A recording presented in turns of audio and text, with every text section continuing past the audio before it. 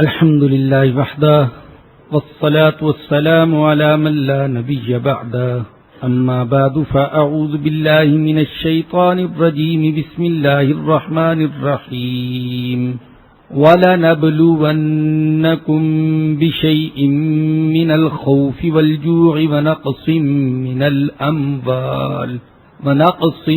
مِّنَ الْأَمْوَالِ وَالْأَنفُسِ وَالثَّمَرَاتِ وَبَشِّرِ الصَّابِرِينَ الَّذِينَ إِذَا أَصَابَتْهُم مُّصِيبَةٌ قَالُوا إِنَّا لِلَّهِ وَإِنَّا إِلَيْهِ رَاجِعُونَ أولئك عليهم صلوات من ربهم ورحمة وأولئك هم المهتدون صدق اللہ العظیم۔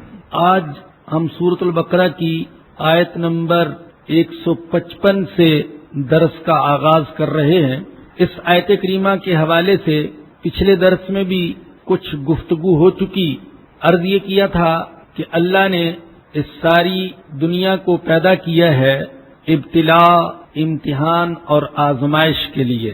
انا جعلنا ما علی الارض زینۃ لها لنبلوہم ایہم احسن عملا۔ اللہ نے موت و حیات کا نظام رکھا ہے ابتلاء اور آزمائش کے لیے۔ الذی خلق الموت والحیات لیبلوکم ایکم احسن عملا۔ ابتلاء کی یوں تو بہت ساری صورتیں ہو سکتی ہیں، لیکن علماء کہتے ہیں کہ ابتلاء کی بڑی بڑی صورتیں 4 ہیں، اور ہر صورت کا اللہ نے کوئی نہ کوئی علاج بتلایا ہے۔ کبھی ابتلاء ہوتی ہے عبادت اور اطاعت سے، اللہ کسی کو علم عطا فرما دے، یہ بھی آزمائش ہے۔ عمل کی توفیق عطا فرما دے، نماز کی توفیق، حج عمرے کی توفیق، صدقہ خیرات کی توفیق، رفاہی اور فلاحی کاموں کی توفیق، کوئی مسجد یا مدرسہ بنانے کی توفیق، تو یہ بھی ابتلاء اور آزمائش ہے۔ اس لیے کہ اگر اللہ نے کسی کو نیک اعمال کی توفیق عطا فرما دی اور وہ ان اعمال کی وجہ سے گھمنڈ میں مبتلا ہو گیا، فخر و غرور کا شکار ہو گیا، تو جو کچھ کیا تھا سب ضائع گیا۔ ان لوگوں میں سے ہو گیا جن کے بارے میں اللہ نے سورہ کہف کے آخر میں فرمایا کہ وہ انسانوں میں سے سب سے زیادہ خسارے میں سے ہیں۔ کون لوگ؟ الذین ضل سعیہم فی الحیات الدنیا وہم یحسبون انہم یحسنون صنعا، جن کی کوشش، جن کی محنت، جن کے اعمال دنیا کی زندگی میں ضائع ہو گئے، لیکن وہ یہ سمجھتے رہے کہ ہم بڑے اچھے کام کر رہے ہیں۔ کئی عبادت گزاروں کو، کئی علم والوں کو، کئی حاجیوں کو، مجاہدوں کو، سخیوں کو اسی گھمنڈ نے مار دیا، فخر و غرور نے تباہ کر دیا۔ تو اگر اللہ کسی کو عبادت کی توفیق دے دے، گویا کہ اس طریقے سے اس کو آزمایا جائے، تو پھر اسے کیا کرنا چاہیے؟ ایک تو وہ اللہ کا شکر ادا کرے کہ اللہ تو نے کرم کیا، مجھے نیک عمل کی توفیق دے دی، میرے دل میں نیکی کا جذبہ بھی تو نے پیدا فرمایا، نیکی کی طرف چل کر آنے کی، مسجد کی طرف چل کر آنے کی توفیق بھی تو نے عطا فرمائی، اور پھر سر جھکانے کی توفیق بھی تو نے ہی عطا فرمائی۔ صدقہ خیرات کی توفیق ملے تو یہ سوچے کہ مال بھی اللہ نے دیا، نہ دیتا تو میں خرچ کیسے کرتا، پھر مال کو خرچ کرنے کہ دل میں داعیہ بھی اللہ نے پیدا فرمایا، تو اس پر اللہ کا شکر ادا کرے۔ وہی جو شعر سنایا کرتا ہوں، میری طلب بھی انہی کے کرم کا صدقہ ہے، یہ قدم اٹھتے نہیں اٹھائے جاتے ہیں۔ میرے دل میں جو نیکی کی طلب پیدا ہوتی ہے تو یہ بھی اللہ کے کرم کا صدقہ ہے، اور میں جو قدم اٹھاتا ہوں اللہ کی راہ کی طرف تو خود نہیں اٹھاتا، بلکہ ان قدموں کو اٹھایا جاتا ہے، اللہ اٹھانے کی توفیق عطا فرماتے ہیں۔ تو اس پر اللہ کا شکر ادا کرے اور ڈرتا رہے کہ پتہ نہیں اللہ کے ہاں یہ عمل قبول ہوا بھی یا کہ نہیں۔ روزے ہی کو آپ دیکھ لیں، علماء نے روزے کی قبولیت کے مختلف آداب اور شرائط تحریر فرمائی ہیں۔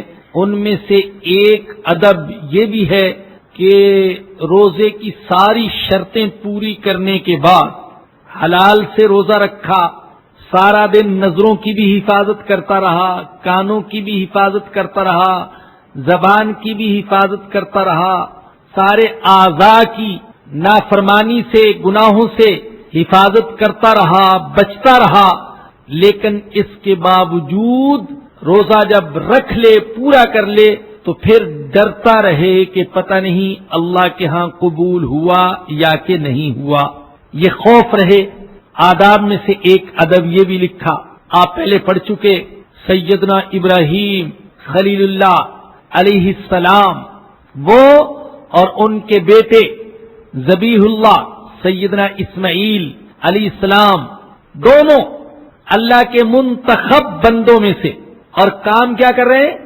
تعمیر کعبہ کا کام اللہ کے دو منتخب بندے کر رہے ہیں، اور کعبہ کو تعمیر کرتے ہوئے اللہ سے مانگ رہے ہیں، ربنا تقبل منا انک انت السمیع العلیم، اے ہمارے رب ہم سے قبول فرما لینا، بے شک تو ہی سننے والا ہے اور جاننے والا ہے۔ بعض مفسرین نے لکھا، ارے دیکھو اللہ کا نبی کعبہ کی تعمیر کر رہا ہے اور ڈر رہا ہے پتہ نہیں اللہ قبول کرے یا نہ کرے، تو اللہ سے قبولیت کی دعا کر رہا ہے۔ اگر اللہ کسی عمل کو قبول کر لے اور وہ عمل اتنا سا ہو تو قیامت کے دن وہ پہاڑ سے بھی بڑا عمل نظر آئے گا، اور اگر پہاڑ جیسا عمل لیکن اللہ نے قبول نہ کیا تو قیامت کے دن اس کا وزن مچھر کے پر کے برابر بھی نہیں ہوگا۔ اللہ نے فرمایا بعض لوگ ایسے بھی ہوں گے، فلا نقیم لهم یوم القیامت وزنا، ہم قیامت کے دن ان کے اعمال کا وزن ہی نہیں کریں گے، اس لیے کہ وزن ہوگا ہی نہیں، اعمال ہیں، لیکن فرمایا کہ ان کے لیے ہم ترازو قائم نہیں کریں گے، ضرورت ہی نہیں، اس لیے کہ ہم جانتے ہیں ان کے اعمال میں وزن نہیں ہے۔ تو ابتلا کی پہلی صورت یہ ہے ابتلا بالطاعات، ابتلا بالعبادات، اور ابتلا کی دوسری صورت ہے ابتلا بالسیئات، اللہ کسی کو گناہوں میں ڈال دے، معصیت کا ارتکاب ہو جائے، یہ بھی آزمائش ہے۔ تو اگر معصیت میں مبتلا ہو تو پھر شریعت کیا کہتی ہے؟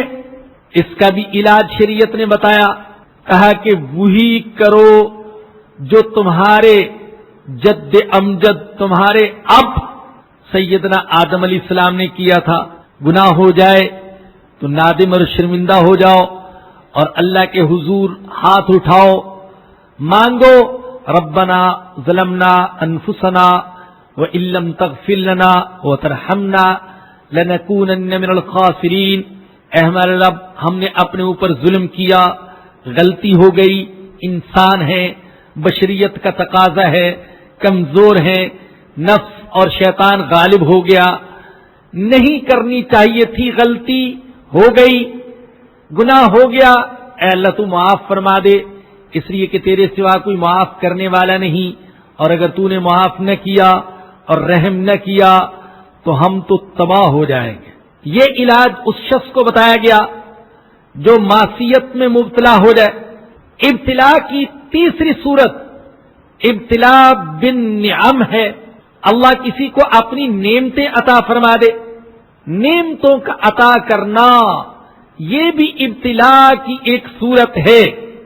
کسی کو اللہ نے دولت کی فراوانی عطا کر دی، یہ بھی ابتلا ہے، اولاد عطا کر دی، یہ بھی ابتلا ہے، صحت عطا فرمائی ہے، یہ بھی ابتلا ہے، جوانی یہ بھی ابتلا ہے، اقتدار یہ بھی ابتلا ہے، عزت شہرت یہ بھی ابتلا ہے، جتنی بھی نعمتیں ہیں یہ بھی ابتلا کی ایک صورت ہے۔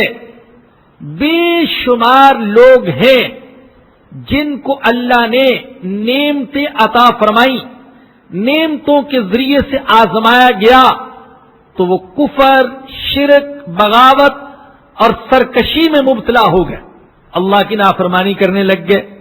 ایسے بھی بدبخت تھے کہ اللہ نے ان کو نعمتیں عطا فرمائی تو انہوں نے خدائی کے دعوے کرنے شروع کر دیے۔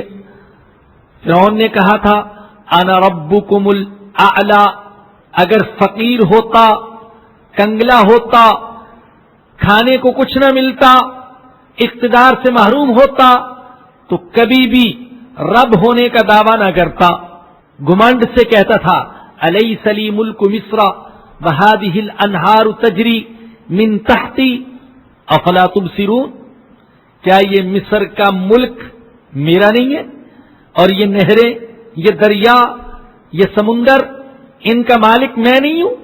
افلا تبصرون، ارے کیا تمہیں نظر نہیں آتا کہ مالک ان کا میں ہوں؟ جن سمندروں اور جن دریاؤں پر وہ ملکیت کے دعوے کرتا تھا، اللہ نے 6 لاکھ کے لشکر کے ساتھ انہی میں سے ایک کے اندر اس کو ڈبو دیا اور ڈوبتے وقت اقرار کیا کہ مالک میں نہیں ہوں، مالک اللہ ہے۔ آمنت انہ لا الہ الا الذی آمنت بہ بنو اسرائیل وانا من المسلمین، میں اسی پر ایمان رکھتا ہوں جس پر بنو اسرائیل ایمان رکھتے ہیں، میں بھی یقین رکھتا ہوں کہ مالک وہی ہے، خالق وہی ہے، پالنے والا وہی ہے، موت و حیات کا نظام اسی کے پاس ہے، میں مانتا ہوں۔ کہا اللہ نے فرمایا آن اب ایمان لاتے ہو، وقد عصیت قبل وکنت من المفسدین، اس سے پہلے تو نافرمانی کرتے رہے اور تم تو بڑے فسادی تھے۔ تو کسی کو نعمتوں کے ذریعے سے آزمایا جاتا ہے۔ اختصار کے ساتھ بات کر رہا ہوں، ورنہ علماء نے اس پر بڑی تفصیلی بحث کی ہے۔ ہر ابتلا پر، ابتلا کی چوتھی قسم جس کے بارے میں ہم پچھلے درس سے بحث کر رہے ہیں وہ ہے ابتلا بالمصائب، حوادث، مصائب، بیماریوں، پریشانیوں، فقر و فاقہ اور غربت کے ذریعے سے ابتلا۔ اللہ کسی کو یوں بھی آزماتے ہیں، اگر یوں آزمایا جائے، مصائب آئیں، حوادث ہوں، پریشانیاں ہوں، بیماریاں ہوں، عزیزوں کی جدائی ہو، جنازے اٹھانے پڑیں، اپنے جگر گوشوں کے جنازے، اپنے والدین کے جنازے، اپنے رشتہ داروں کے جنازے، دیکھتے ہی دیکھتے لاکھوں کا کاروبار ختم ہو جائے، ٹھپ ہو کر رہ جائے، دکان میں، فیکٹری میں، کارخانے میں آگ لگ جائے، مکان، زمین بوس ہو جائے، جیسے کہ یہ زلزلے میں ہوا۔ یہ جو زلزلے میں لوگ مارے گئے ہیں یا جن کے مکانات تباہ ہوئے ہیں، یہ سارے کے سارے غریب اور فقیر نہیں تھے۔ بعض کو میں ذاتی طور پر جانتا ہوں، بڑے بڑے وسیع کاروبار والے، فیکٹریوں کے مالک، ایسی دکانیں جو لاکھوں کی سیل دینے والی، لیکن لمحوں میں، چشم زدن میں، پلک جھپکتے ہی عمارت کے آسمان سے غربت کے فرش پر آ گرے۔ اسی لیے اس طرح کی خبریں بھی سننے میں آ رہی ہیں، بعض لوگوں نے ان کی امداد کے لیے جو سامان بھیجا تو ان میں انتہائی میلے کچیلے، پھٹے پرانے، لنڈے کے کپڑے جو گھر میں خود پہننا گوارا نہیں کرتے، پرانے سے بستر، ٹوٹے ہوئے جوتے، جو ناکارہ چیزیں تھیں گٹھڑیاں بنا بنا کر ڈال دی، جا کر کیمپوں میں، امدادی مراکز میں، اور مراکز والوں کو بھی اپنے اپنے نمبر بنانے ہیں، وہ ہر گٹھڑی کی خود ہی قیمت لگا لیتے ہیں۔ وہ کہتے ہیں یہ 10,000 کی گٹھڑی ہے، یہ 20,000 کی گٹھڑی ہے، بے شک پورے ٹرک پر ردی مال لدا ہو، وہ کہتے ہیں ہم نے 10 لاکھ کا سامان بھیج دیا، اور وہ لوگ جو غیور ہیں، مستغنی ہیں، جن کو اللہ نے بہت کچھ نواز رکھا تھا، وہ اس تکلیف اور پریشانی میں بھی اتنی نچلی سطح پر آنے کے لیے تیار نہیں کہ ایسی چیزیں وہ استعمال کریں یا لائنوں میں کھڑے ہو کر بھیک مانگیں۔ جو چور و چکے ہیں وہ تو فائدہ اٹھا رہے، اور جن کے اندر شرم و حیا نہیں، تو میڈیا بتا رہا ہے کہ ان میں سے ایسے بھی ہیں کہ پورا پورا ٹرک ہی غائب کر لیا، ایک ایک خاندان نے، ایک ایک بندے نے، ایک ایک فرد نے 20-20 کمبلوں پر قبضہ جما لیا۔ لیکن جو دور ہونے کی وجہ سے، کمزور ہونے کی وجہ سے، گھر میں مرد نہ ہونے کی وجہ سے، یا طبیعت میں غیرت اور شرم ہونے کی وجہ سے، خودداری اور استغنا ہونے کی وجہ سے لائنوں میں نہیں کھڑے ہو سکتے، ہاتھ نہیں پھیلا سکتے، وہ محروم ہیں۔ میں نے خود سنا ان میں سے بعض کے تاثرات کہ انہوں نے کہا کہ ہم تو بھوکے مر جائیں گے مگر لائن میں کھڑے ہو کر ہاتھ نہیں پھیلائیں گے۔ باعزت طریقے سے ہمارے گھروں تک امداد پہنچ گئی تو ٹھیک، لیکن یوں چھینا جھپٹی یہ ہم نہیں کریں گے۔ تو حوادث کے ذریعے سے بھی آزمایا جاتا ہے، مصائب کے ذریعے سے بھی، زلزلوں کے ذریعے سے، طوفانوں کے ذریعے سے، بیماریوں کے ذریعے سے، عزیزوں کی جدائی کی صورت میں اللہ آزماتے ہیں۔ تو جب یوں آزمایا جائے تو پھر کیا کرنا چاہیے؟ عرض کیا تھا کہ اس میں کرنے کا پہلا کام تو یقین اور رضا ہے، اس بات کا یقین کہ میں بھی اللہ کا، میرے پاس جو کچھ ہے وہ بھی اللہ کا، اور یہ ساری کائنات اللہ کی، یہ یقین و رضا ان آیات میں اسی کی تلقین کی گئی ہے۔ فرمایا کہ ہم تمہیں آزمائیں گے بشیء من الخوف، کبھی خوف سے آزمائیں گے، جان کا خوف، مال کا خوف، عزت کا خوف، جان خطرے میں ہے، عزت خطرے میں ہے، مال خطرے میں ہے، اس طریقے سے آزمائیں گے۔ والجوع، کبھی بھوک سے آزمائیں گے، ہم کہیں گے حرام سے بچو، شیطان کہے گا حرام سے بچو گے تو گزارا کیسے ہوگا، دنیا میں کیسے رہ سکو گے؟ شیطان یہ دل میں بٹھائے گا، یہ دور نہیں ہے کہ جس میں صرف حلال کے ذریعے سے زندگی بسر ہو سکے۔ فقر و فاقہ سے ڈرائے گا شیطان، تو ہم تمہیں آزمائیں گے، ایسا بھی ہوگا حرام خود چل کر آئے گا تمہارے پاس۔ جس کے دل میں اللہ کا ڈر ہوگا وہ حرام سے بچ جائے گا، اور جس کے دل میں اللہ کا ڈر نہیں ہوگا وہ حرام میں مبتلا ہو جائے گا۔ وَنَقْصٍ مِّنَ الْأَمْوَالِ، اور ہم آزمائیں گے اموال میں کمی کے ساتھ۔ ہم کہیں گے رشوت سے بچو، کہ رشوت دینے والا اور لینے والا دونوں دوزخ میں۔ ہم کہیں گے سود سے بچو، اس لیے کہ سود کا نظام یہ اللہ اور اس کے رسول کے ساتھ جنگ کا اعلان ہے۔ ہم کہیں گے مشتبہ مال سے بچو، چوری چکاری سے، خیانت سے بچو، لیکن شیطان برگلائے گا کہ سارے ہی رشوت لے رہے ہیں، سارے ہی سود کھا رہے ہیں، ایک تم ہی زیادہ تقوی والے آ گئے۔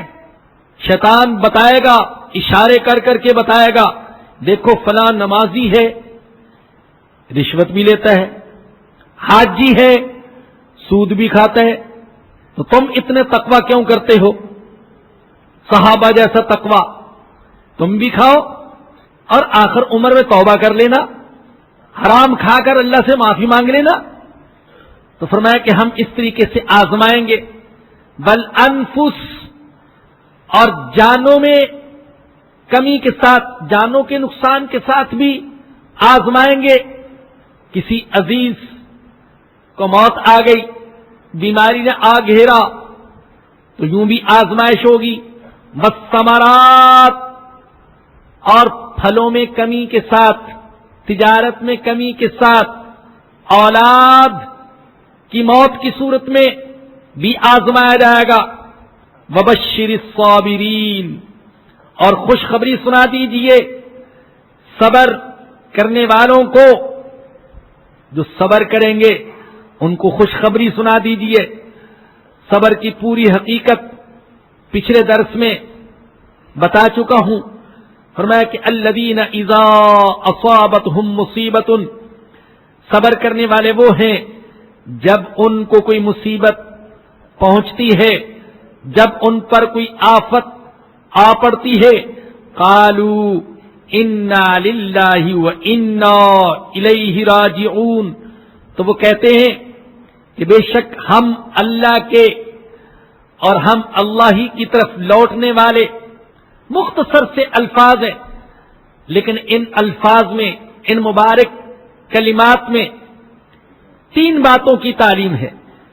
پہلی بات تو یہ کہ ہم اللہ کے مملوک ہیں، ہم مالک نہیں، ہم تو خود مملوک ہیں، ہم آقا نہیں، ہم تو خود غلام ہیں، اللہ کے غلام، اور اللہ کی ملکیت، اور ہمارے پاس جو کچھ ہے اس کے بھی مالک ہم نہیں بلکہ اس کا مالک بھی اللہ ہے۔ دوسری بات جس کی ان کلمات میں تعلیم دی گئی وہ یہ کہ سارے رنج، ساری تکلیفیں، ساری مصیبتیں، ساری پریشانیاں، ساری بیماریاں یہ عارضی ہیں، ہمیشہ کے لیے نہیں۔ وَإِنَّا إِلَيْهِ راجعون، یہ سب عارضی ہیں۔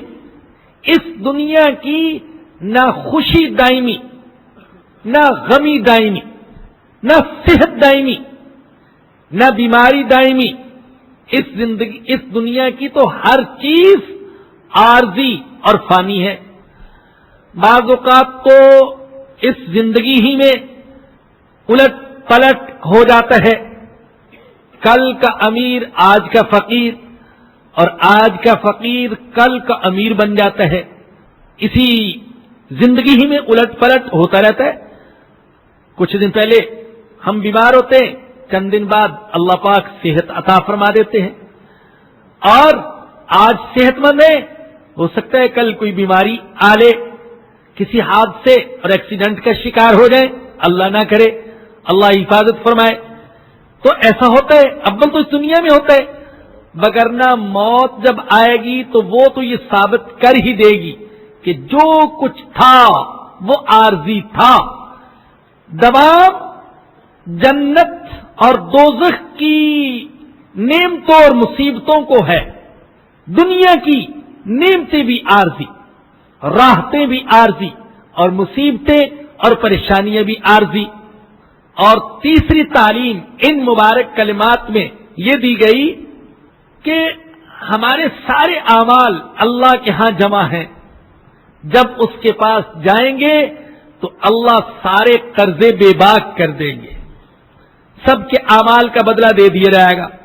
تو فرمایا کہ جب ان کو مصیبت پہنچتی ہے تو وہ کہتے انا للہ وانا الیہ راجعون، بے شک ہم اللہ کے لیے اور ہم اللہ کی طرف لوٹنے والے۔ ان کلمات کا پہلا درجہ اور اعلیٰ درجہ تو یہ ہے کہ دل سے بھی ان پر یقین ہو، ان کے مفہوم پر یقین ہو، اور زبان سے بھی کہے۔ اور دوسرا درجہ یہ ہے، اور اوسط درجہ، کہ دل میں تو یقین ہے لیکن زبان سے نہیں کہتا، اور آخری اور ادنا درجہ یہ ہے کہ صرف زبان سے کہتے انا للہ وانا الیہ راجعون، لیکن دل میں یہ نہیں ہے۔ ان کلمات کی بڑی فضیلت بیان فرمائی ہمارے آقا حضرت محمد الرسول اللہ صلی اللہ علیہ وسلم نے، اور تلقین فرمائی کہ چھوٹی سی چھوٹی تکلیف بھی اگر پہنچے تو انا للہ وانا الیہ راجعون پڑھ لیا کرو۔ ایک دفعہ آپ گھر میں تشریف فرما تھے، چراغ بجھ گیا، تو آپ نے فرمایا انا للہ و انا الیہ راجعون۔ حضرت عائشہ کو تعجب ہوا، ان کا خیال یہ تھا کہ شاید یہ کلمات کسی کی وفات پر ہی پڑے جاتے ہیں۔ تو حضور نے فرمایا عائشہ نہیں، مومن کو جو بھی مصیبت اور تکلیف پہنچے تو اس پر اس کو انا للہ و انا الیہ راجعون پڑھنا چاہیے، اور اللہ سے دعا کرنی چاہیے کہ اللہ اس نعمت سے محروم ہو گیا، تو مجھے اس کے بدلے کوئی اور نعمت عطا فرما دے، اس کا خلف عطا فرما دے، تیرے خزانوں میں کوئی کمی نہیں۔ اور فرمایا کہ جو دل کے یقین کے ساتھ یہ کلمات پڑھتا ہے تو اللہ پاک اس کی مصیبت کو دور فرما دیں گے، جو نقصان ہوا اس کی تلافی فرما دیں گے، اور ہو سکتا ہے کہ جو نعمت ہاتھ سے جاتی رہی اس سے بہتر نعمت اللہ پاک عطا فرما دے۔ حضرت ام سلمہ رضی اللہ تعالی عنہا ہماری ماں ہیں، ازواج مطہرات میں سے، ان کے شوہر کا انتقال ہو گیا۔ فرماتی کہ میں نے بھی یہ کلمات پڑھ دیے جو حضور نے سکھائے تھے، لیکن دل میں خیال آیا کہ حضور نے یہ فرمایا ہے کہ جو یہ کلمات پڑھے گا اور اللہ سے دعا کرے گا تو اللہ اسے فوت شدہ نعمت سے بھی بہتر نعمت عطا فرمائے گا، اور میں اپنے شوہر کو یوں کہہ لیں آج کے الفاظ میں کہ ایک آئیڈیل شوہر سمجھتی تھی، اور میرا خیال یہ تھا کہ اس سے بہتر شوہر کون ہو سکتا ہے۔ کلمات تو پڑھ لیے میں نے، لیکن دل میں یہ خیال آیا کہ ابو سلمہ سے بہتر شوہر مجھے کہاں سے مل سکتا ہے۔ لیکن کچھ ہی دن گزرے کہ خود کائنات کے آقا حضرت محمد الرسول اللہ صلی اللہ علیہ وسلم نے مجھے اپنے شرف زوجیت میں قبول فرما لیا، تو مجھے ابو سلمہ سے بہتر شوہر مل گیا، کہیں بہتر، ایسا شوہر کہ دنیا کے سارے شوہر اس پر قربان کیے جا سکیں۔ تو یہ کلمات دل کے یقین کے ساتھ کہے جائیں۔ حضرت سعید بن جبیر رحمت اللہ علیہ نے عجیب بات کہی، آپ جانتے ہیں حضرت یعقوب علیہ السلام کے بیٹے لخت جگر نور چشم سیدنا یوسف علیہ السلام گم ہو گئے، ان کی جدائی میں بڑے روئے، بڑا صدمہ پہنچا، یہاں تک کہ ایک دفعہ ان کی زبان سے انتہائی حزن و ملال کے ساتھ یہ کلمات نکلے، یا اسفا علی یوسف، ہائے یوسف، یہ کلمات نکلے۔ حضرت سعید بن جبیر کہتے ہیں اگر یعقوب علیہ السلام کو اللہ یہ کلمات سکھا دیتے انا للہ و انا الیہ راجعون تو وہ کبھی بھی یا اسفا علی یوسف کے الفاظ نہ کہتے۔ تو بڑے بھائی مبارک الفاظ انا للہ و انا الیہ راجعون، فرمایا کہ جو یہ کلمات کہتے ہیں اولئک علیہم صلوات من ربہم ورحمہ، یہی لوگ ہیں کہ جن پر ان کے رب کی عام رحمتیں بھی ہیں اور خاص رحمتیں بھی، اور یہی لوگ ہیں ہدایت پانے والے۔ تو یہ پہلا کام ہے مصیبت میں کرنے کا کہ یقین کہ جو کچھ میرے پاس یہ اللہ کا، میں بھی اللہ کا، میری اولاد بھی اللہ کی دین، میرا گھر یہ اللہ کی دین، میرا کاروبار، فیکٹری، دکان یہ اللہ کی دین، یہ ساری نعمتیں اللہ کی دین۔ تو تکلیف پہنچے تو یہ کلمات اسی یقین کے ساتھ کہے انا للہ و انا الیہ راجعون۔ اور دوسرے اللہ کی تقدیر پر راضی رہے، یہ ہے بڑا مشکل کام، تقدیر پر راضی رہنا مصیبت میں، لیکن اس کا درجہ بہت بلند ہے۔ خود ہمارے آقا حضرت محمد الرسول اللہ صلی اللہ علیہ وسلم، آپ کو بھی مصیبتیں پہنچی، آپ نے ایک نہیں 3 بیٹے اپنے ہاتھوں سے دفن کیے، اور ان بیٹوں کی موت کے بعد مخالفوں کی زبانیں، دشمنوں کی زبانیں زہریلے تیروں سے زیادہ تیز ہو گئی. کہنے لگے قد بطر محمد صلی اللہ علیہ وسلم، محمد کا تو سلسلہ ہی ختم ہو گیا. سلسلہ چلتا ہے بیٹوں سے، بیٹا نہ رہے تو محمد کا سلسلہ تو نہیں چلے گا. اللہ نے فرمایا انا اعطیناک الکوثر فصلی لربک وانحر ان شانئک هو الابتر. سلسلہ آپ کا ختم نہیں ہوا، آپ کے دشمنوں کا ختم ہو جائے گا. چنانچہ اگرچہ حضور کے جسمانی بیٹے تو نہیں تھے، نہیں ہیں جن سے سلسلہ چلتا، لیکن ہر دور میں آپ کے روحانی بیٹے کروڑوں سے بھی زیادہ. حضور کے نام لینے والے تو بہت، بلکہ ایسے جن کا یہ خیال، جن کا یہ یقین کہ ہمیں اگر کچھ عزت حاصل ہے تو وہ حضور کی نسبت سے حاصل ہے. لیکن ابو جہل کا نام لینے والا کوئی نہیں، ابو لہب کی نسبت پر فخر کرنے والا کوئی نہیں. 3 بیٹوں کو اپنے ہاتھوں سے دفن کیا.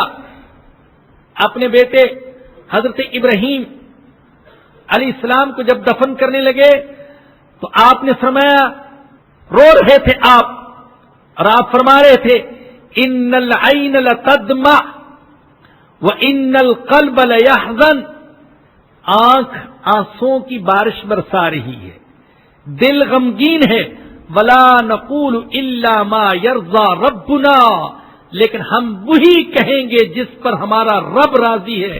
وَإِنَّا بِفِرَاقِكَ يَا إِبْرَاهِيمُ لَمَحْزُونُونَ. اور اے ابراہیم ہم تیری جدائی پر بڑے غمگین ہیں، غمگین بھی ہیں، رو بھی رہے ہیں، لیکن کہیں گے وہی جس پر ہمارا رب راضی.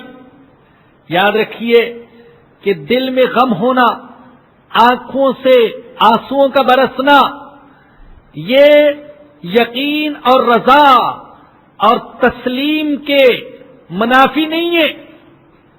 یہ تو فطرت کا تقاضا ہے بھائی، فطرت کا تقاضا.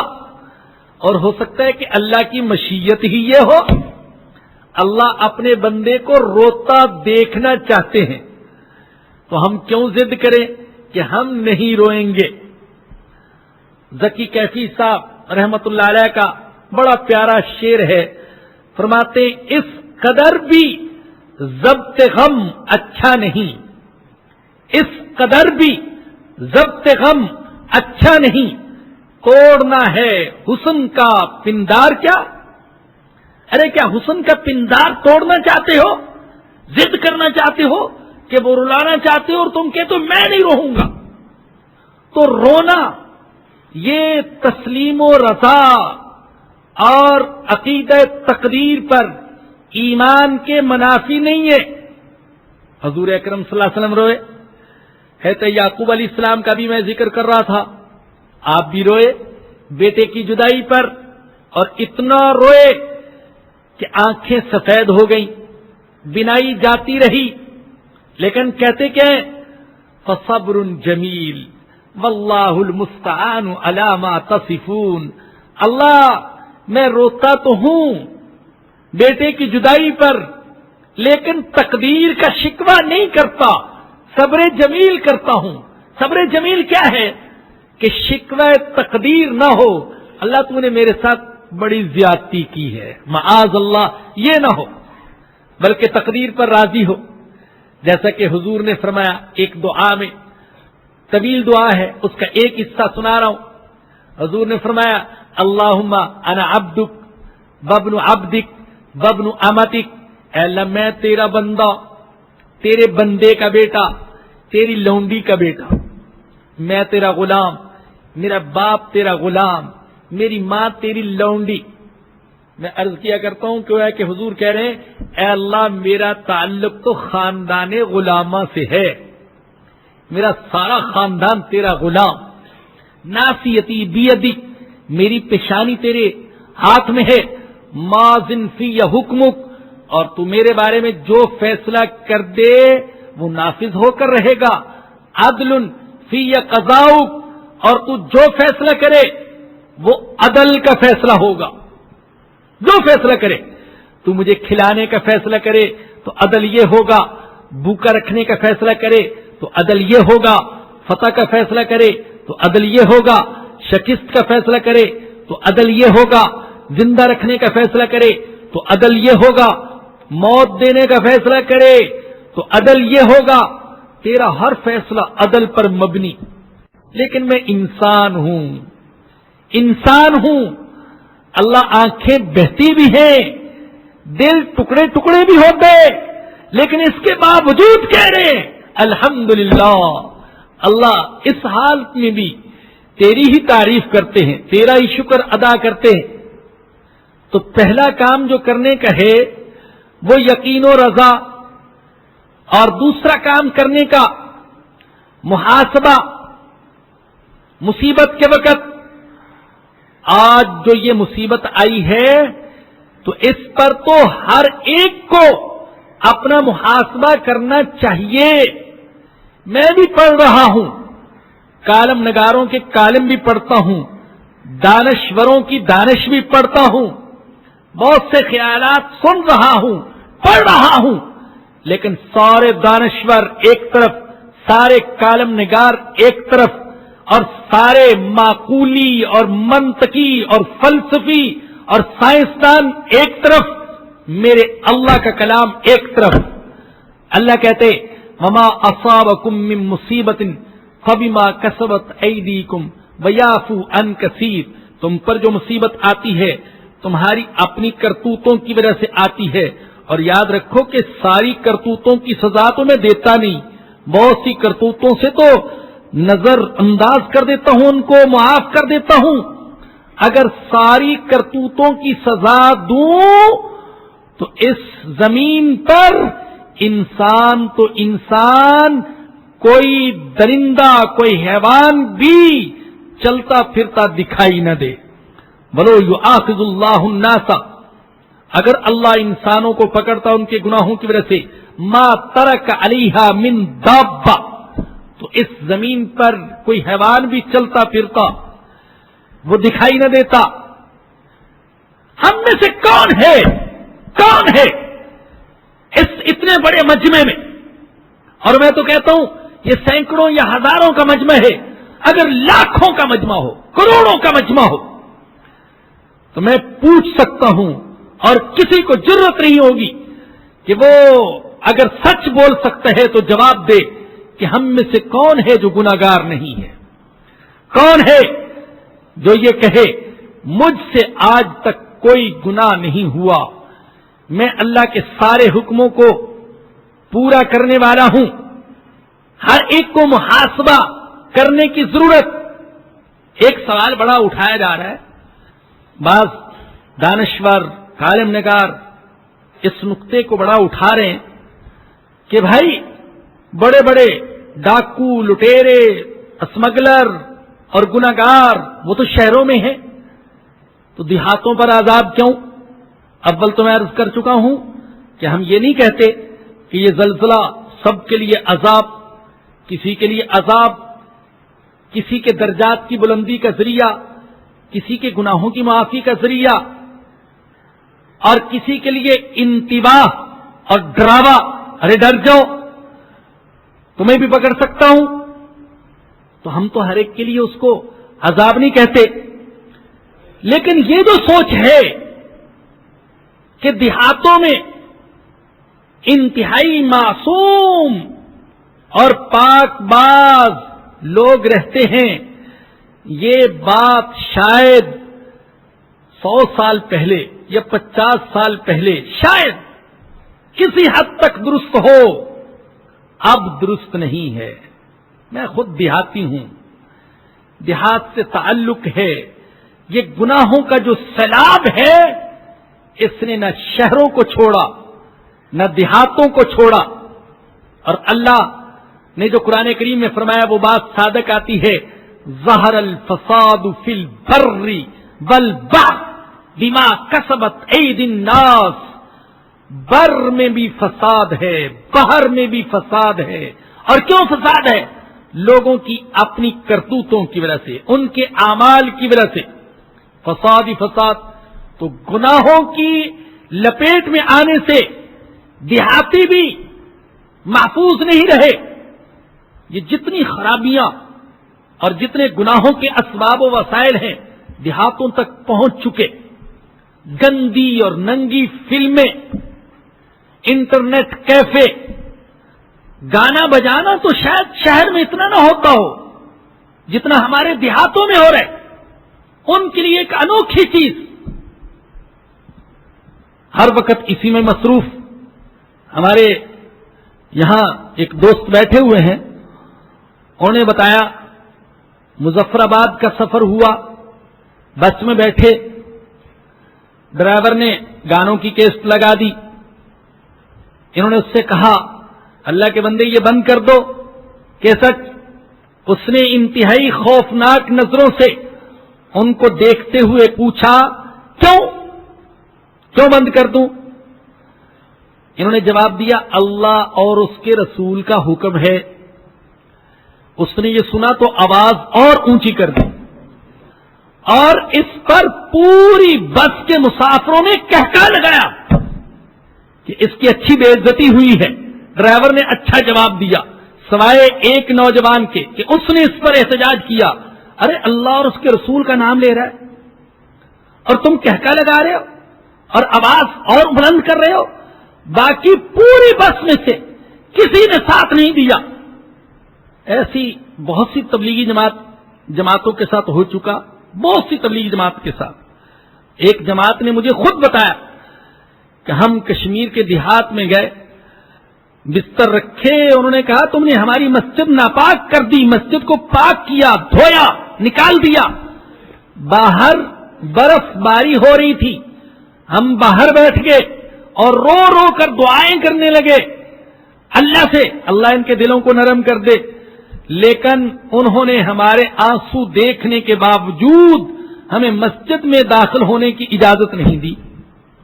ایک گاؤں میں مجھے جانے کا اتفاق ہوا بیان کے سلسلے میں، آپ کو یقین نہیں آئے گا، ہم بیان سے فارغ ہوئے، کھانے کھانے مصروف تھے، گولیاں چلنے کی آواز آنے لگی۔ پتہ چلا کہ جب سے پاکستان بنا اس وقت سے لے کر آج تک اس گاؤں میں 100 قتل ہو چکے، 100 قتل۔ اللہ اکبر۔ بہت سے احباب کو شاید اس چیز کا علم نہ ہو، میں جب دینی تعلیم کے حصول سے فارغ ہوا تو میں گاؤں چلا گیا بڑے جوش جذبے کے ساتھ۔ میرے دل میں یہ بات تھی کہ دین کا علم دنیا کمانے کے لیے حاصل نہیں کیا بلکہ اصلاح و دعوت کے لیے حاصل کیا ہے، اور سب سے پہلے آغاز کرنا چاہیے اپنے گاؤں سے، اپنے خاندان سے۔ 1 سال میں وہاں رہا، 1 سال، اور وہ اللہ جانتا ہے میں نے ان سے 1 پیسہ تک کبھی معاوضہ تنخواہ نہیں لی۔ مسجد کا مؤذن بھی میں تھا، امام بھی میں، خطیب بھی میں، مدرس بھی میں۔ اور پتہ چلا کہ مسجد کے ساتھ جو حجرہ تھا میرے آنے سے پہلے بعض آوارہ اسے بدماشی اور بدکاری تک کے لیے استعمال کرتے تھے، لیکن 1 سال کے بعد جب انہوں نے دیکھا کہ کچھ نوجوان اس کے ارد گرد اکٹھے ہونے لگے تو انہوں نے مجھے لڑ جھگڑ کر وہاں سے نکلنے پر مجبور کر دیا۔ اللہ نے آپ کے سامنے درس کی توفیق دینا تھی کہ یہاں پہنچ گیا، وگرنہ میں تو اس ارادے سے وہاں گیا تھا۔ اور میرے آنے کے بعد وہاں اب تک آپس کی لڑائیوں میں تقریباً 10 سے 15 قتل ہو چکے۔ تو گناہوں کی وبا تو ہر جگہ پھیلی ہوئی۔ دیہاتی جب گناہ میں لگتے ہیں تو یہ شہریوں سے بھی زیادہ سخت ہوتے ہیں۔ اللہ نے ایسے تو نہیں کہا، سورہ توبہ کی آیت نمبر 97 میں الاعراب اشد کفرا ونفاقا، یہ دیہاتی کفر اور منافقت میں زیادہ سخت ہوتے ہیں۔ معاذ اللہ، یہ نہیں کہہ رہا سارے دیہاتی ایسے ہوتے ہیں، یہ نہیں کہہ رہا، خدا یہ مت سمجھیے گا، اور یہ کہ جہاں جہاں زلزلہ ہے وہ بڑے گناہگار تھے، یہ نہیں کہنا چاہتا، بلکہ اس بات کی وضاحت کرنا چاہتا ہوں کہ گناہوں کا سیلاب صرف شہروں تک محدود نہیں، دیہاتوں کو بھی اپنی لپیٹ میں لے چکا۔ کیا آپ نہیں پڑھ رہے کہ ایسے بھی ہوا کہ یہ جو لاشیں پڑی ہوئی ہیں، بعض ظالموں نے عورتوں کے وہ ہاتھ کاٹ لیے جن میں سونے کی چوڑیاں تھیں، وہ کان کاٹ لیے جن میں سونے کی بالیاں تھیں، اور یہ واقعہ بھی آپ نے پڑھا ہوگا، ایک ایسا ہی درندہ نوجوان وہ کٹا ہوا ہاتھ جس میں سونے کی چوڑیاں تھی لے کر جا رہا تھا، قریب سے بس گزر رہی تھی، بس میں اچانک کوئی سانپ نکل آیا اور بس والوں نے سانپ باہر پھینکا، اسی کے اوپر جا کر گرا اور وہ مر گیا۔ تلاشی لی گئی تو اس سے وہ ہاتھ برآمد ہوا جس ہاتھ میں سونے کی چوڑیاں تھیں۔ ہے تو وہ بھی دیہاتی۔ درندگی کے ایسے مناظر بھی، سارے ایسے نہیں ہیں، ان میں بڑے بڑے نیک لوگ بھی ہیں، عابد و زاہد بھی ہیں، تہجد گزار بھی ہیں۔ اسی لیے اللہ نے جہاں یہ فرمایا آیت نمبر 97 میں دیہاتی کفر اور منافقت میں بڑے سخت، تو آیت نمبر 99 میں فرمایا وَمِنَ الْأَعْرَابِ مَن يُؤْمِنُ بِاللَّهِ وَالْيَوْمِ الْآخِرِ وَيَتَّخِذُ مَا يُنْفِقُ قُرُبَاتٍ عِندَ اللَّهِ وَصَلَوَاتِ الرَّسُولِ، فرمایا کہ بعض دیہاتی وہ بھی ہیں جو اللہ پر اور آخرت کے دن پر ایمان رکھتے ہیں اور جو کچھ اللہ کی راہ میں خرچ کرتے ہیں اسے اللہ کے قرب کا اور حضور کی دعائیں حاصل ہونے کا ذریعہ بناتے ہیں۔ تعریف بھی فرمائی، موقع کے مناسب تو نہیں ہے لیکن اس پر ایک لطیفہ بھی سن لیجیے۔ کسی دیہاتی نے دیکھا کہ امام صاحب یہ آیت کریمہ پڑھ رہے ہیں الاعراب اشد کفرا ونفاقا، دیہاتی کفر اور منافقت میں بڑے سخت ہوتے ہیں۔ نماز کے بعد الجھ پڑا امام صاحب سے، آپ دیہاتیوں کو گالیاں دیتے ہو، امام صاحب کی پٹائی کر دی۔ کچھ دنوں کے بعد گزرا تو امام صاحب آیت نمبر 99 پڑھ رہے تھے وَمِنَ الْأَعْرَابِ مَن يُؤْمِنُ بِاللَّهِ وَالْيَوْمِ الْآخِرِ، کچھ دیہاتی اچھے بھی ہوتے ہیں۔ کہتا ہے ایک دفعہ پٹائی لگی ہے اور کہہ رہا ہے کہ کچھ دیہاتی اچھے ہوتے ہیں، دوسری پٹائی لگی تو یہ کہے گا کہ سارے دیہاتی بڑے اچھے ہوتے ہیں۔ تو یہ سوچ غلط کہ گناہوں کا سیلاب صرف یہیں پر ہے، ہم پوری قوم ڈوبی ہوئی ہے، پوری قوم اوپر سے لے کر نیچے تک، پوری قوم۔ پھر دیہات میں ایک مسئلہ جو ہوا، بہت سے لوگ جو بیرون ملک گئے، شہروں میں شاید اتنے نہ گئے ہوں جتنے دیہاتوں میں، اور پھر پیسہ کما کر لائے، اس پیسے نے تباہی مچا دی، ایسے ایسے بنگلے اور کوٹھیاں کہ آپ ڈیفنس کے بنگلوں کو بھول جائیں، چتراہٹ۔ میں نے قریب سے دیکھا یہ جو الیکشن کا سسٹم ہے، وہاں کوئی نہ تنظیم، نہ جماعت، نہ منشور، نہ دستور، نہ پروگرام پیش نظر، صرف دولت کی نمائش۔ کیسا ہے؟ اس پیسے کی نمائش کرنا چاہتے ہیں، الیکشن جیت کر گدوں گھوڑوں کی طرح کونسلر خریدے گئے اس الیکشن میں، گدوں گھوڑوں کی طرح، اور سب سے زیادہ خرید و فروخت ان دیہاتوں میں ہوئی۔ تو گناہوں کے سیلاب میں تو ہم سب ڈوبے ہوئے، اس لیے ہر کسی کو اپنا محاسبہ کرنے کی ضرورت، اور مصیبت اور پریشانی کے وقت تیسرا کام جو کرنے کا ہے وہ دعا اور توبہ، اللہ کی طرف رجوع۔ مصیبت اور پریشانی میں مشرک بھی اللہ کی طرف متوجہ ہو جاتے تھے، لات و حبل کو، عزا اور منات کو، یغوث، یعوق اور نصر کو بھول جاتے تھے، اللہ کی طرف متوجہ ہو جاتے۔ اللہ خود فرماتے ہیں وَإِذَا مَسَّكُمُ الضُّرُّ فِي الْبَحْرِ ضَلَّ مَن تَدْعُونَ إِلَّا إِيَّاهُ، جب تمہاری کشتی بھنور میں پھنس جاتی ہے تو پھر سب کو بھول جاتے ہو اور میری طرف متوجہ ہو جاتے ہو۔ وَإِذَا مَسَّ الْإِنسَانَ الضُّرُّ دعانا لجنبہ او قائدا او قائما، اور جب انسان کو تکلیف پہنچتی ہے تو ہمیں پکارتا ہے لیٹے ہوئے بھی، بیٹھے بھی، کھڑے بھی۔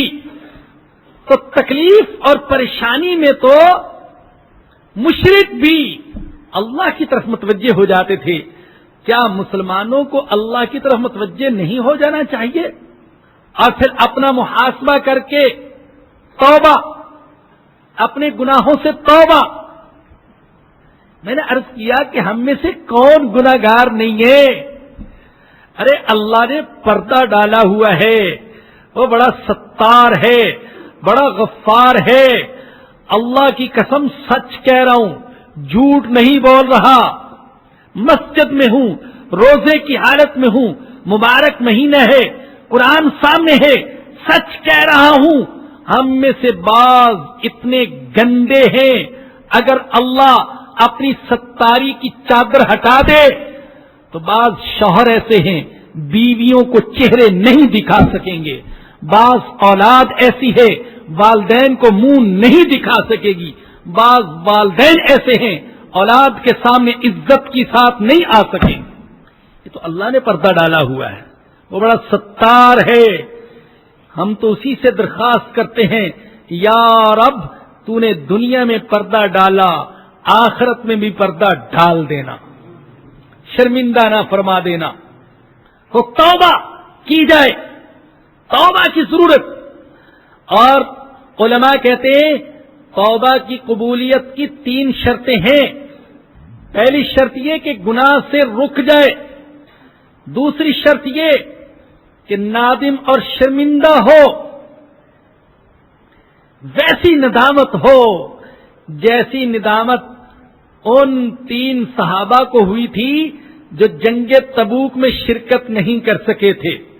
حضور ناراض ہو گئے، حالانکہ ناراضگی دل سے نہیں تھی، حضور کی اولاد تھے صحابہ، اور اولاد سے کوئی ماں باپ دل سے ناراض نہیں ہوا کرتے، اوپر اوپر سے غصہ دکھاتے، اندر سے ناراض نہیں ہوتے۔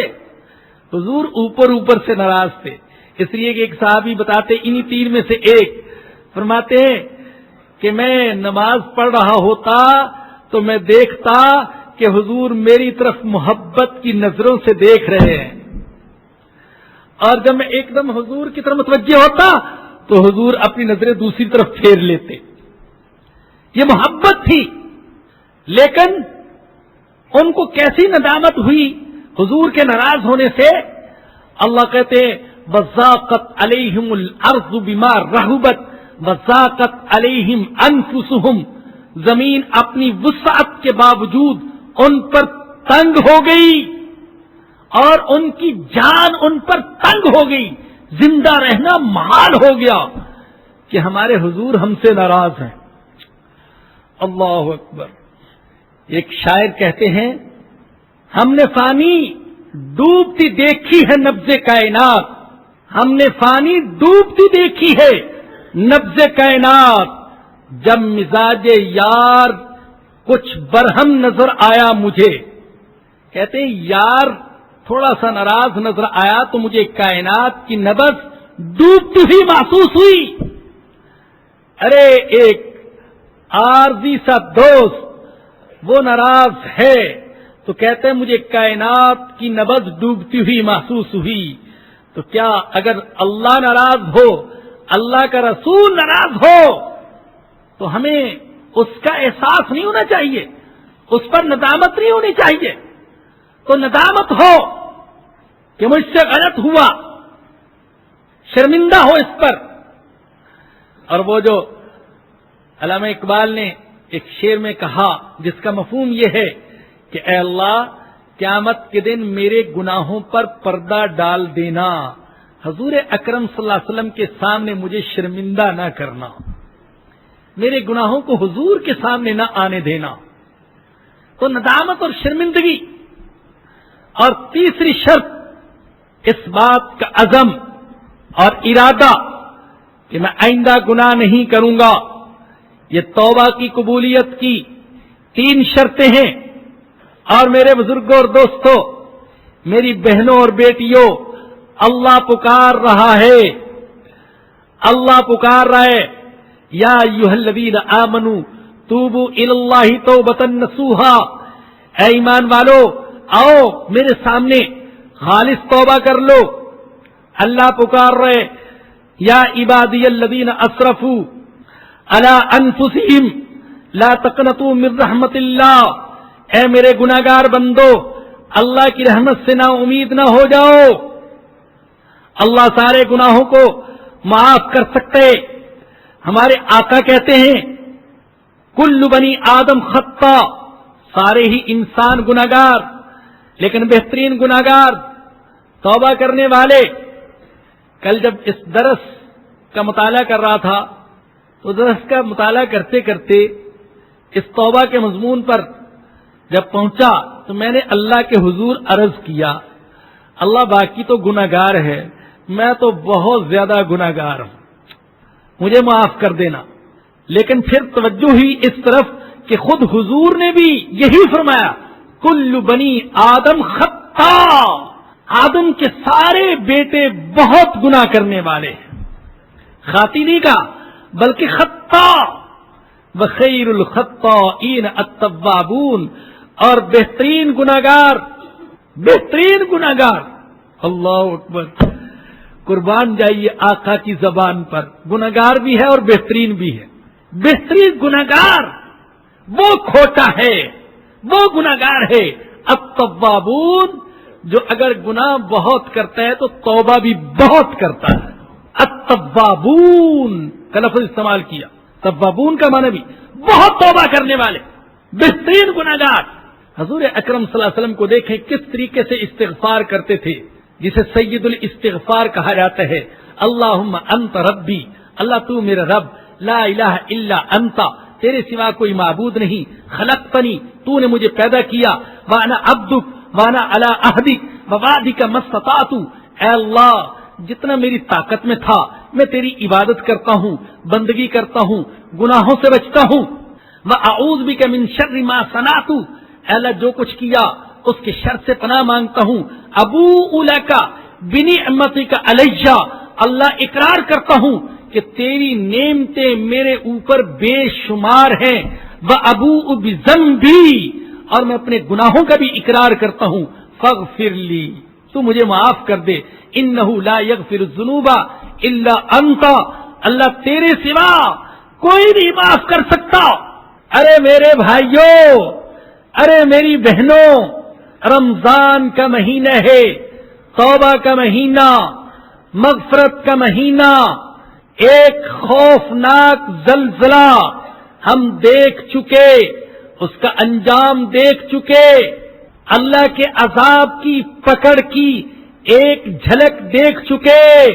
خدا را اب تو توبہ کر لو، خدا را توبہ کرو کفر سے اور کفر والے ہر عمل سے کہ اس کی وجہ سے اللہ کا غضب نازل ہوتا ہے۔ توبہ کرو شرک سے، شرک اکبر سے بھی، شرک اصغر سے بھی توبہ کرو، منافقت سے۔ اس ناچیز اور کم علم کا تجزیہ یہ ہے کہ اس وقت پاکستانی قوم میں سب سے بڑی بیماریاں اوپر سے نیچے تک یہ دو ہیں، منافقت اور ظلم، منافقت اور ظلم۔ منافقت میں جھوٹ بھی آ گیا، وعدہ خلافی بھی آ گئی، امانت میں خیانت بھی آ گئی۔ توبہ کرو ظلم سے کہ قیامت کی تاریکیوں میں سے ایک تاریکی ہے۔ توبہ کرو حقوق العباد کے ضائع کرنے سے کہ اللہ اپنے حقوق تو معاف کر دے گا لیکن حقوق العباد کو معاف نہیں کرے گا۔ ایک بلش ٹکڑا زمین کا کسی کا ناجائز ہتھیایا ہوگا تو حضور فرماتے ہیں 7 زمینیں اس کے گلے میں توق بنا کر ڈال دی جائیں گی۔ سب سے بڑا فقیر ہوگا قیامت کے دن وہ جس نے حقوق العباد دبائے ہوں گے، کسی کو گالی، کسی پر ہاتھ اٹھایا، کسی کا حق دبایا، کسی کا دل دکھایا۔ ارے توبہ کرو غیبت سے، چغلی سے، کہ غیبت اور چغلی اپنے مردہ بھائی کا گوشت کھانا ہے، توبہ کرو حسد سے، حسد نیکیوں کو جلا دیتا ہے۔ میری بہنوں توبہ کرو بے پردگی سے، پردے کا حکم اللہ نے دیا، توبہ کرو مخلوط اجتماعات میں جانے سے، ارے توبہ کرو سود کھانے سے، توبہ کرو نماز کے چھوڑنے سے۔ ارے میرے بزرگوں، موت سامنے ہے، بال سفید ہو چکے، خدا را اب تو توبہ کر لو، رو رو کر توبہ کرو، اللہ کے سامنے توبہ کرو۔ اللہ کو گناہگار کی آنکھوں سے بہنے والے ندامت کے قطروں سے زیادہ کوئی چیز محبوب نہیں۔ ارے گم شدہ بیٹے کا والدین اتنا انتظار نہیں کرتے ہوں گے جتنا انتظار اللہ اپنے بھٹک جانے والے، گناہوں میں پھنس جانے والے بندے کا انتظار کر رہے۔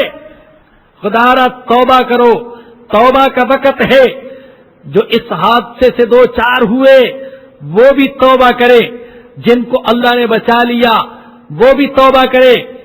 اللہ پاک مجھے اور آپ سب کو سچے دل سے توبہ کرنے کی توفیق عطا فرمائے۔ وآخر دعوانا ان الحمد للہ رب العالمین۔ یہ فرماتے ہیں کہ گزارش کریں کہ اگر بس وغیرہ میں سفر کر رہے ہوں اور گانے بج رہے ہوں تو ان کو محبت اور پیار سے سمجھائیں کہ بھئی ایسا نہ کریں، سارے اس کا عہد کریں۔ ہو سکتا ہے ہمارے اس طرح کہنے سننے سے اللہ بہت سوں کو گناہوں سے وہ بچا لے۔ اعلان یہ ہے کہ یہ جو درس ہوا مسلسل 2 نشستوں میں زلزلوں، حوادث اور مصائب اور پریشانیوں کے حوالے سے، تو اس کے بارے میں ارادہ کیا کہ انشاءاللہ یہ کیسٹ جو ہے زیادہ سے زیادہ زلزلے سے متاثرین میں تقسیم کی جائے گی انشاءاللہ، اور اللہ پاک نے مجھے اگر توفیق دی تو میں خود بھی زلزلے والے علاقے میں جانے کا ارادہ رکھتا ہوں۔ انشاءاللہ میں خود بھی وہاں جاؤں گا اور کیسٹ وہاں پر تقسیم کروں گا۔ الحمدللہ رب العالمین والصلاة والسلام علی سید الانبیاء والمرسلین۔ اللهم صل على محمد وعلى آل محمد كما صليت على إبراهيم وعلى آل إبراهيم إنك حميد مجيد۔ اللهم بارك على محمد وعلى آل محمد كما باركت على إبراهيم وعلى آل إبراهيم إنك حميد مجيد۔ ربنا ظلمنا أنفسنا وإن لم تغفر لنا وترحمنا لنكونن من الخاسرين۔ ربنا لا تؤاخذنا إن نسينا أو أخطأنا، ربنا ولا تحمل علينا إصرا كما حملته على الذين من قبلنا، ربنا ولا تحملنا ما لا طاقة لنا به، ربنا ولا تحملنا ما لا طاقة لنا به، ربنا ولا تحملنا ما لا طاقة لنا به، واعف عنا واغفر لنا وارحمنا أنت مولانا فانصرنا على القوم الكافرين۔ یا اللہ یا ذا الجلال والإکرام، ہم اپنے گناہوں کا اقرار کرتے ہیں، ہم اپنے گناہوں پر نادم اور شرمندہ ہیں۔ یا رب، اے رزق دینے والے، اے پیدا کرنے والے، اے پالنے والے، اے ہمارے ہر نفس اور ہر چیز کے، ہر عضو کے مالک، جو گناہ ہم نے کیے نہیں کرنے چاہیے تھے ہم سے ہو گئے، نفس غالب آ گیا، شیطان غالب آ گیا، اب ہم نادم اور شرمندہ ہیں، اللہ معاف فرما دے، اللہ اپنے فضل و کرم سے معاف فرما دے، اللہ گناہوں کی گندگی سے پاک فرما دے۔ اللہ ہم سچے دل سے توبہ کرتے ہیں، کفر سے، شرک سے، منافقت سے، جھوٹ سے، سود خوری سے، حرام خوری سے، حقوق العباد کو دبانے سے، نماز کے چھوڑنے سے، تیرے حکموں کو توڑنے سے، تیرے نبی کی سنتوں سے بغاوت کرنے سے۔ اللہ ہم توبہ کرتے ہیں، تو معاف فرما دے، اپنے فضل و کرم سے معاف فرما دے۔ اللہ تیرے سوا کوئی معاف کرنے والا نہیں، تو معاف کرنے کو پسند کرتا ہے۔ اللہ معاف فرما دے، اللہ اپنا فضل فرما دے، اللہ کرم فرما دے۔ یا ستار، یا غفار، جیسے تو نے دنیا میں ہمارے گناہوں پر پردہ ڈالا، اللہ آخرت میں بھی ہمارے گناہوں پر پردہ ڈال دینا۔ اللہ رسوا نہ فرمانا اپنوں کے سامنے، اللہ اپنوں کے سامنے، اللہ والدین کے سامنے، رشتہ داروں کے سامنے، اللہ حضور اکرم صلی اللہ علیہ وسلم کے سامنے اللہ رسوا نہ فرمانا، اللہ شرمندہ نہ فرمانا، اللہ ہمارے گناہوں پر پردہ ڈال دینا۔ اللہ یہ مبارک مہینہ گزرتا جا رہا ہے، اللہ ہم سے کچھ نہ ہو سکا، اللہ کچھ نہ ہو سکا، معاف فرما دے۔ اللہ دل میں حسرتیں بہت تھیں، ارادے بہت تھے، اللہ تو دلوں کا حال جانتا ہے، مگر ہم سے کچھ نہ ہو سکا۔ اللہ اس کی رحمتوں اور برکتوں سے ہم کو محروم نہ فرما دینا، اللہ محرومین میں ہمارا شمار نہ فرمانا۔ اللہ ہمارے کھوٹے اعمال کو، ہماری ناقصی نمازوں کو، روزوں کو، ٹوٹی پھوٹی عبادت کو، صدقہ خیرات کو، دعاؤں کو اپنے فضل و کرم سے قبول فرما لے، اللہ قبول فرما لے۔ اللہ اگر تو نے اعمال کو قبول نہ کیا تو یہ اعمال کسی بھی کام کے نہیں، اللہ ہمارے اعمال کو قبول فرما لے۔ اللہ ہم کمزور ہیں، ہمارے ساتھ کمزوروں والا معاملہ فرما، اللہ کمزوروں والا معاملہ فرما، اللہ کسی بڑی آزمائش میں نہ ڈال دینا، اللہ کسی حادثے میں، بیماری میں، نقصان میں، آفت میں، مصیبت میں اللہ تو نہ ڈال دینا۔ اللہ ہم بہت کمزور ہیں، ہماری طاقت سے زیادہ ہم پر بوجھ نہ ڈالنا۔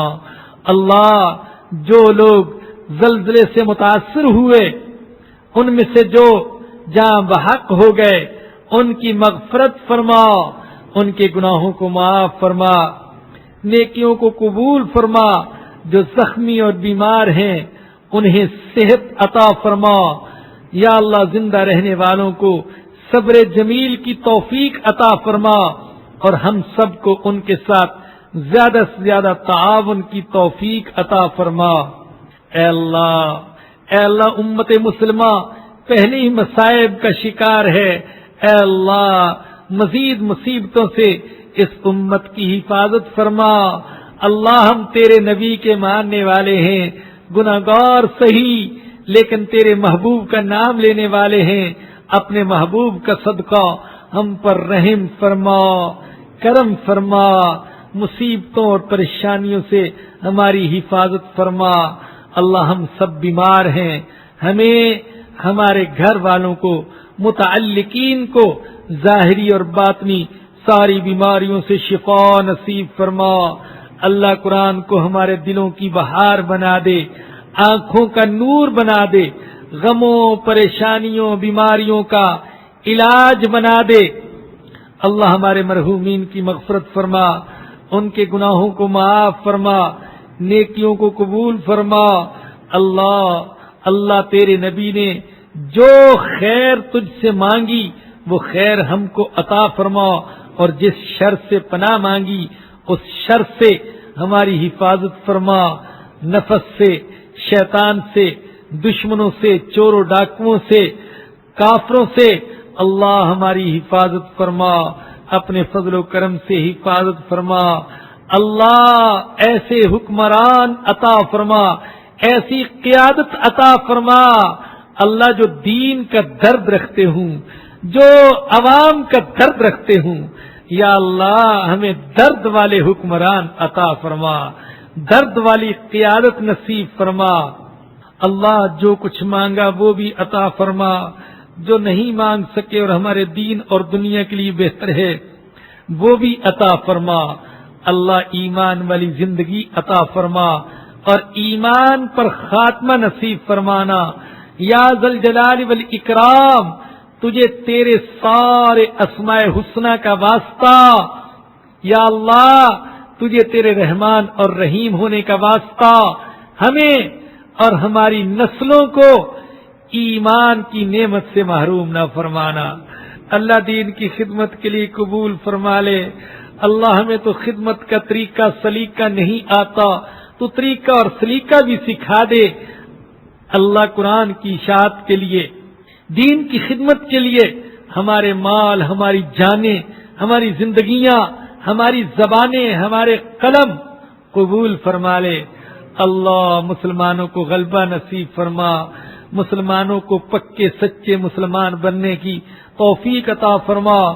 یا اللہ اس درس میں جتنے بھی مرد اور جتنی بھی خواتین آئیں، اللہ ان سب کو ایمان کے نور سے منور فرما، رمضان مبارک کی برکتوں رحمتوں سے مالا مال فرما، ان کا آنا سننا بیٹھنا سب قبول فرما، اپنے فضل و کرم سے قبول فرما۔